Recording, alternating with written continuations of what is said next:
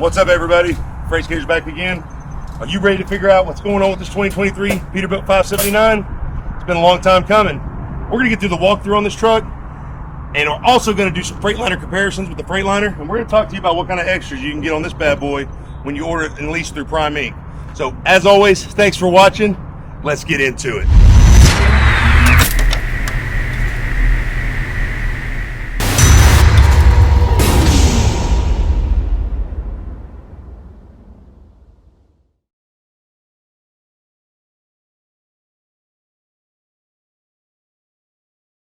Hey everybody, before we get into today's video, I want to talk to you about OTR. Not over-the-road trucking, OTR, on the revenue, Prime Edition. This is a trucking software that's been developed by an owner-op here at Prime to give you the leading edge in your business's profitability. If you want to save money, keep an eye on your numbers, and make sure you maximize your profitability, you want to check out OTR. Don't forget to click the link in the description below. Use Freight Skater Trucking as a referral. You get a 14-day free trial. After that trial, it's just $15 a month. That $15 a month, I promise you, is going to increase your profitability and save you money in the long run. Check it out today.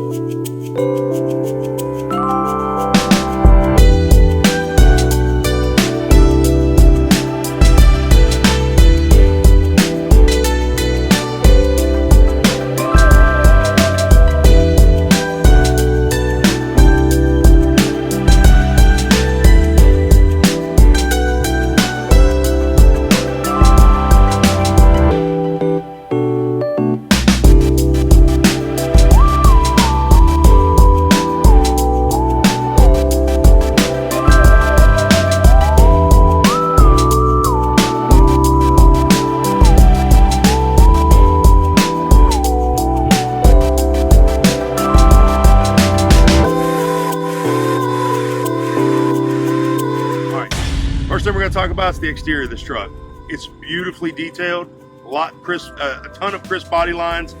Every little section of this exterior has been just, nothing's been overlooked. It's beautiful. To me, it's a better design than the actual newer Freightliner is. You got a larger sleeper and a longer wheelbase. The Peterbilt boasts a 238 wheelbase with an 80-inch sleeper. The Freightliner versus the Freightliner's 227-inch wheelbase with a 72-inch sleeper. So there's a little bit more catwalk space in between the trailer and the truck itself. So, which is nice when you're getting up there, you know, getting load locks if you're reefer, or you got to get your headache rack if you're flatbed. We're going to also talk about the smoother and quieter ride than the Freightliner. Guys, there's no substitute when it comes to ride. This truck rides like a Cadillac. The Freightliner, there's a reason they call them freight shakers. All right, we're also going to talk about the better insulation, less rattling. It's a more solid feel while you're riding down the road than the Freightliner is. Overall, everything just feels tighter, especially like when you close the doors. If you ever had your first car, it's just like an old rattle can, and then you upgrade and you go get that Tahoe or that Denali and you shut that door and it's like a nice solid feel. The whole truck feels solid. That's just the way it feels. Number 4, if you take a look at the truck, everything is painted. It's either painted, chrome, detailed, something. The excess plastic, like what's on the Freightliners, the plastic bumpers, all that stuff, doesn't exist. This thing has been detailed. Nothing's been overlooked. You're going to talk about all the lower side fairings. They're removable and easy accessible from the truck. 2 little clips. You can let all the fairings down, all 4, everything, 2 on each side. So you can get to anything you need to, tanks, depth system, whatever you need. There's 2 factory mounted CB antennas that come from the factory, whereas a Freightliner, you got to add your own. Freightliner does have a factory CB antenna, but it's inside the truck, so it's interior. You've got the fuel fill locations are way more accessible on the Peterbilt versus the Freightliner. It's a lot easier to fill this truck versus the Freightliner. If you've driven the Cascadia, you know you got to have a bungee to hold your fuel nozzles in while you're fueling the truck. It's not the case with the Peterbilt. These trucks come with actual 100-gallon tanks on each side. The Freightliner boasts 100-gallon tanks, but the way the fuel outlet is on the side, you'll never get a full 100 gallons in there. Whereas with the Peterbilt, you will. So you'll probably get about 170 in the Freightliner. You'll get a full 200 in the Peterbilt. Standard driver's mini escape door and baggage door on the passenger side. That equals more access under the bunk items versus the Freightliner. Only has a driver's baggage door when you order it from Prime. So you have to pay extra to get that passenger side baggage door. But if you check out the Peterbilt, it's already got that mini door on it. That's a big plus, especially when you're doing grocery shopping. Peterbilt actually has high and low beam fog lights, whereas the Freightliner only has low beam fog lights. So there's actually a 4-bolt fog light set up on the Peterbilt. You have fog lights that come on when you hit your low lights. When you hit your high beams, you actually have high beam fog lights. So that's a nice touch as well. Next, we're going to talk about the interior for the Peterbilt Pros. All right. Now, first of all, what you're going to talk about is the upgraded layout. Just we were talking about that solid feel on the outside. Peterbilt extends that solid feel to the interior of the cab. Everything is so much nicer than it is in the Cascadia. I don't know actually how to say it. If you were to buy a standard model vehicle and you could pay extra for the premium vehicle, that's what you're getting with this thing, is that premium setup base model from Peterbilt. It is a really nice setup. Everything from the wood grain to the chrome trim to the solid feel of everything down from the seats to the dash. I mean, it's just so nice. Speaking of dash, you've got a digital dash setup that comes in these Peterbilts. There is no option to get the analog gauges anymore. Kind of sad about that. I do like the analog gauges. Digital's nice too. They dress it up nice with a nice trim fascia. The problem is, and we're going to get into that in just a little bit, it's not perfect. They also have premium lighting that comes standard, and also there's a lot more interior lights in there. You got a lot more map lights, a lot more standard dome lights. You can light that joker up like a stadium on the inside at night if you want to. We also have a info display inside the dash with a built-in nav. Once again, we're going to have to talk about that because it's not perfect. Glove box. You get a glove box. For the Cascadia, you had no glove box, so it's nice to have that back. We've got a dash-mounted laptop pull-out table, or whatever you want to use it for. I use it for my laptop. It works fantastic. There's more foot room in the front of the cab, it seems like, with your seats pulled all the way back. So if you got to take a nap in that driver's seat, some people like it, some people don't. I like it. You got plenty of space. The sound system itself from the factory sounds better, although we're going to get into this in the cons. The volume's really not there, so it's a better quality sound, really low decibel volume. You have a factory external CB speaker already mounted into your head dash up there. You've got more detailed temp controls and temp setting display. It's also got an actual split cab bunk function versus the Freightliner, which bunk and cab control switch did not work right. For some reason, you would hit that switch and you're supposed to hit that switch and let the passenger control what they need to control in the bunk. Didn't really work like that in the Freightliner. It does work in the Peterbilt though. You've got all cloth neoprene seat stock, which is way better material than what the Freightliner's cloth vinyl seats were. So it's a better feel. Lower seat suspension covers come stock. You don't have to buy anything extra. So it keeps all that material, any kind of food, junk, anything get from under the seats. The seats actually recline versus the Freightliner's limited range of motion. So the Freightliner, you would come back and you get stopped. Peterbilt, if that cabinet was behind you, I'm pretty sure you could lay that seat all the way back. It does not stop. 3-piece interior visor set with the mirrors overhead. So there's usually a gap in between both sun visors inside the cab. With the Peterbilt, you can close that third visor and that'll eliminate that little bit of gap right there if that sun's coming in on you. Multiple extra rocker switch slots in the dash. So you're ready to load extra switches. If you want to swing by Peterbilt, you want to put some headache rack lights on or something like that, they can hook you up with those stock cup holders up front. And there's 2 per door, which is perfect for cans. I wouldn't recommend putting coffee or anything down the doors, but if you got a can you're waiting to save them for later, throw it in the door. You got plenty of cup holders up there. The 2000 watt inverter is nice, stock from Prime. So, and I say stock from Prime because that's what Prime initiates. It's not stock from Peterbilt. We'll get into that in a minute. Like I said, cab's super quiet in the inside. The Freightliner, you hear and know everything that is on that asphalt every time you're driving down the road. Not so much with the Peterbilt. It's a much more relaxed ride. It seems like there's a lot more 12-volt outlets in the cab versus the Freightliner. You got a lot more options for power, so you can plug up your coolers or your chargers or whatever you need. And also the magnetic sleeper curtain versus the Freightliner's Velcro curtain is a godsend. That Velcro curtain for the sleeper in the Freightliner is a nightmare. Peterbilt did away with that, and they've got the nice magnet, so it's a nice clean fit every single time. All right, now we're going to talk about the carpet in the sleeper. This is an extra add-on that you can get from Freightliner when you order your truck through Prime. Peterbilt, stock carpet in the rear bunk. So it's a nice little touch. Also, we talked about the bigger sleeper. More room in the sleeper equals bigger beds. The Freightliner beds are smaller compared to what the Peterbilt beds are set up for, the size for the Peterbilt beds. So that's a nice touch as well. You get a little bit more room spread out. The lower bunk nightstand table area has 2 cup holders, an alarm clock, temp control, and a pull-out drawer for storage, versus the Freightliner's cabinet design with no cup holders or table and no storage pull-out drawer. Now, if you watch the video that I did for the Evo to the Cascadia, the new Cascadia, they still have the pull-out, but there was no storage with it. Peterbilt still has the pull-out drawer with the storage, and you got this beautiful little nightstand area. It's so nice to be able to have that. You got the factory TV mount from PACCAR that comes into the Peterbilts, or at least this one did. So it was really easy to take our 32-inch TV and go ahead and bolt it into the truck. The lower bunk foot cubby storage tray, right at the foot of the bed, you have like these 3 little cubby storage areas. You can store whatever your little extras are, wipes, detergent for your laundry, whatever you got. You do have 1 extra HVAC vent in the bunk setup versus the Freightliner. I will tell you this, there is 2 per corner, 2 in the top bunk, 2 in the rear bunk. I wish Peterbilt would have put 1 facing you, like facing you on your left side as you lay down in the bed, right there by the little the nightstand area. That would have been nice, but you got 1 more than you do in the Freightliner. The top bunk ladder is concealed into the top bunk, which is super, super awesome. Freightliner's was actually on the bottom of the top bunk, and it was fully exposed. I can't tell you how many times I hit my head on that thing trying to tie my shoes or put socks on when I came back up. It was a nightmare. The bunk nets are better designed versus the Freightliner for user comfort. It seems to be a little bit more simpler. The Freightliner bunk nets, it's like spider web. Peterbilt, it's pretty simple. You got like 5 buckles you hook up, and they're there. The top bunk folds in half on the Peterbilt as well, which is actually, it can still be functional as storage, whereas the Freightliner top bunk folded all the way up. You couldn't use it for anything if nobody was sleeping on it. It was folded up, so that's a pretty nice little touch as well. All right, now we're going to work into the Peterbilt mechanical pros, okay? All right, the Peterbilt has an auto system check button versus the Freightliner light check button only.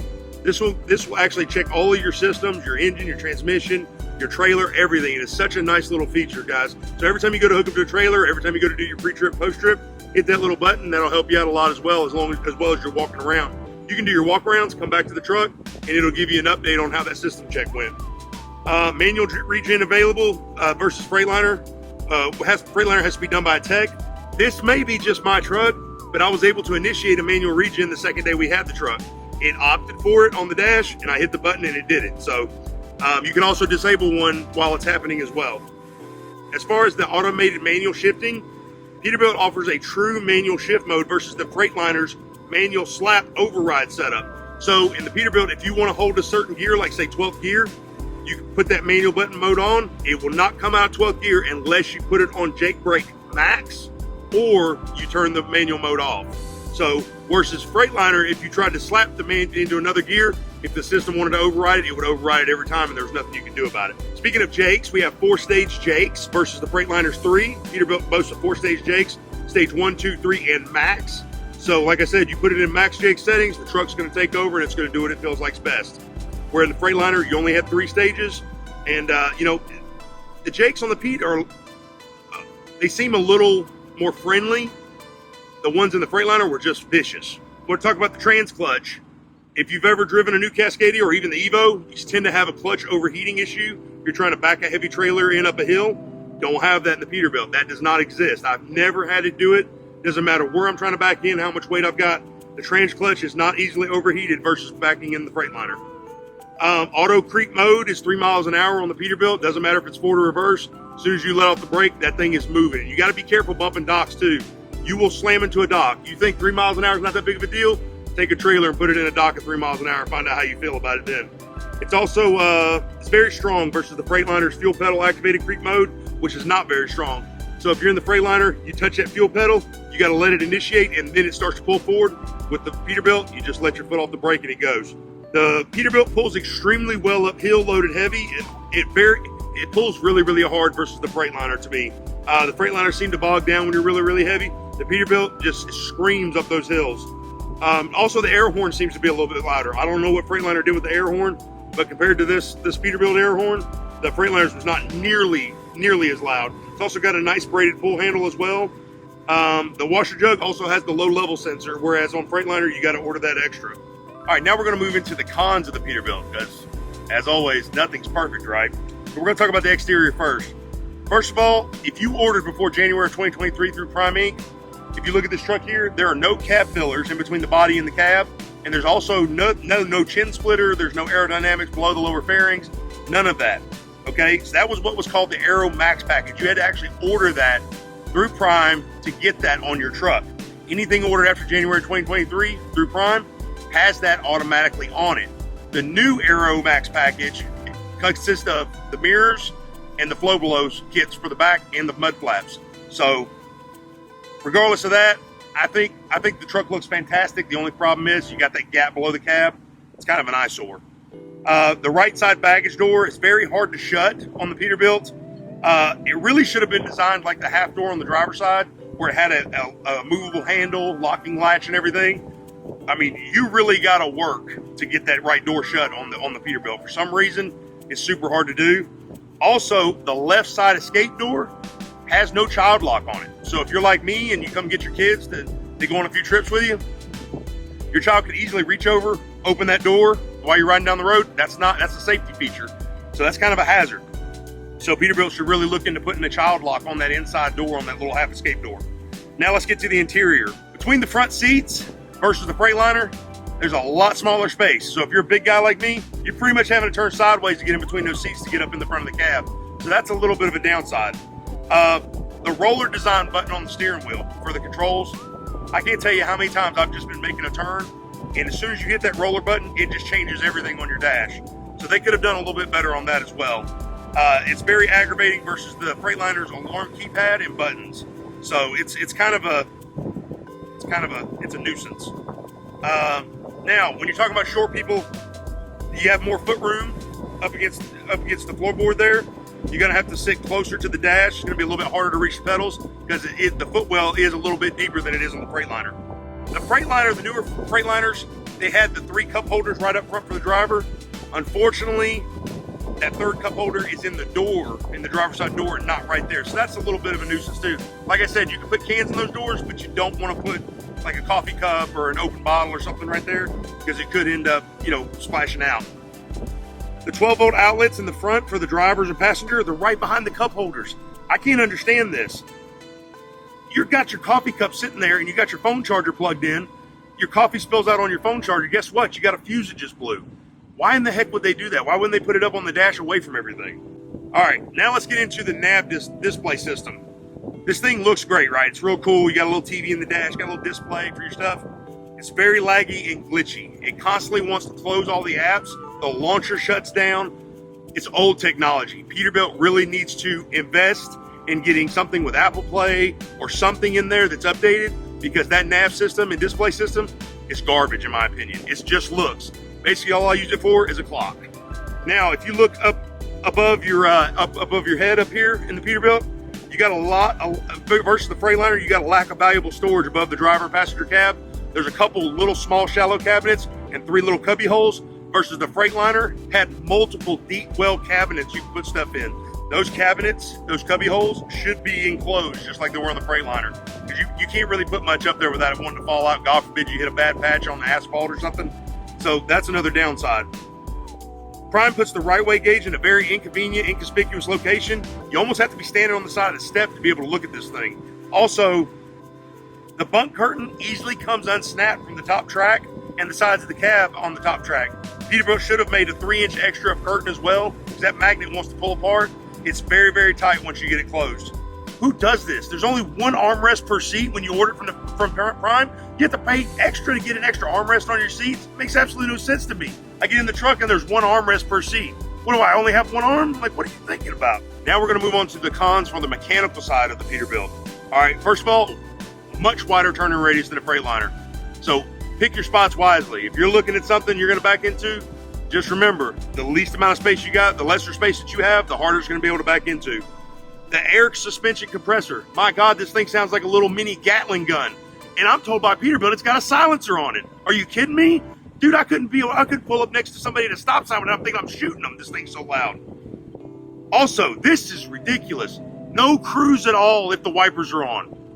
Whose idea was that? In the Freightliner, you can use all of the delay settings while you're using the wipers and the cruise, no problems. The Peterbilt, you get some mist on your windshield, try to wipe it off, your cruise goes off. You gotta wait like 30 seconds for it to reinstate. I'm told by the tech at Peterbilt, that's not an option. Prime says it's a safety feature. Good luck, Freightliner guys. You guys get to use your cruise with the rain. We got to sit here and just wait for it to come back. Coast mode on the Peterbilt is -2 miles an hour, +2 miles an hour. Versus the Freightliners, -4 +5. Coast mode is basically non-existent on this truck. It goes into coast mode for 2 seconds and is back re-engaged in gear. So the auto jakes prevent the truck from reaching speeds at 73 or higher. Once you hit 73, the auto jakes kick on, whereas the Freightliner, they would kick on above 5 miles an hour over whatever your set cruise speed was. The auto jakes do not kick on the Peterbilt like they do on the Freightliner, so you have to wait till you get into 73. So it kind of makes you a better driver. You got to be on those jakes when you need them. The engine is kind of rough looking. There's a little bit rust on the block here, stuff like that, whereas the Freightliner, the DD15 seems to be like a nice, tighter, cleaner little package. The Packer kind of reminds me of an old Volvo 760 station wagon engine. I mean, they got wires running everywhere. It's just kind of it's just greasy looking to me. I don't know. I just don't like it. Very rough downshifts. Truck wants to downshift constantly at slower speeds, and it seems to run better, a little bit better on the top end. Not saying for fuel mileage, but it's more consistent. The RPM range is a little bit different to Peterbilt, so obviously it's going to want to downshift more at a higher speed or at a lower rate of speed. So it's hard to keep that truck at 60 or 61 consistently unless you're using the manual mode. All right, guys, now we're going to talk about some of the extras. I can't tell you what Prime will allow you to buy on these trucks because they change it so much through success. But I will tell you, as of when we got this truck, the extras that come stock on this truck versus the Freightliner, we're going to talk about. So here's the extras that you would have to pay for on a Freightliner that comes stock on a Pete spec. Digital dash, you'd have to pay $1,345 to get it on the Freightliner. Seat suspension covers, $125 to get it on the Freightliner. Side doors, the left half door and the right baggage door, $646 and $142 if you want it on the Freightliner. Premium lighting, $159 to get it on the Freightliner. The upgraded interior for the premium interior, which is still not as good looking as what's in the Pete, $420. Carpet in the sleeper, $62. Cab insulation, $498. Standard all cloth neoprene seats without that vinyl, $63. Painted bumper, $345. Exterior visor, $267. And the washer fluid sensor, which is so stupid, I don't even know why they even freaking charge us for a washer fluid sensor, $16. So if you wanted to bring your Freightliner that you're ordering to stock Pete level, you're going to spend $4,088 extra dollars. The Pete already comes that way. You don't have to spend a dime. Now, what the Freightliner has stock that the Pete doesn't, extra armrest for the seats, $35. LED headlights, $944. You got to spend $979 for your Peterbilt to bring it to Freightliner spec. If that gives you an idea on what you're getting as a truck if you order a Peterbilt through Prime Inc., there you go, guys. That's all I got for you today. That is going to be it. I hope this walkthrough was worth the wait. And guess what? We got something big in store coming for you, and it's going to be coming next week. So thanks for watching, guys. Stay safe. God bless. Freight Skater, out of here.